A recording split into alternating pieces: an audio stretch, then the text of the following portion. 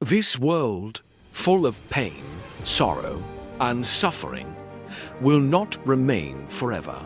A day is coming when everything will change. In Revelation chapter 21, God reveals the greatest promise ever given to humanity, a new heaven and a new earth. Now I saw a new heaven and a new earth. For the first heaven and the first earth had passed away, and God will wipe away every tear from their eyes. There shall be no more death, nor sorrow, nor crying. Everything we see today will pass away. Wars, sickness, injustice, persecution. God will create a perfect world. The greatest blessing is not gold or beauty. It is this God himself will live with his people forever. When Jesus Christ came to earth, he lived among people. He healed the sick, loved the broken. In eternity, his presence will never leave. No more tears, no more sickness, no more death. God will wipe away every pain forever.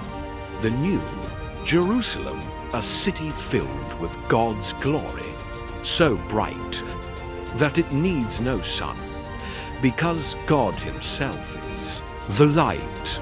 Not everyone will enter this city, only those whose names are written in the Lamb's book of life. Those who reject God, those who live in sin without repentance, will face eternal separation from God. Even in the Old Testament, God promised this. I create new heavens and a new earth. Isaiah. I, Pastor Samuel John, have walked with the Lord for 46 years. Through trials and struggles, God remained faithful. In the last 3 years, I have experienced victory over sin and now live a holy life. Since 2019, God strengthened my spiritual journey. This world is temporary. Eternity is real. Your name must be written in the book of life. Jesus Christ is calling you today. Repent today. Turn away from sin. Accept Jesus Christ as your Savior.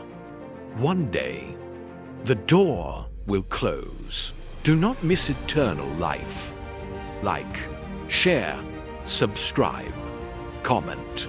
My name will be in the book of life.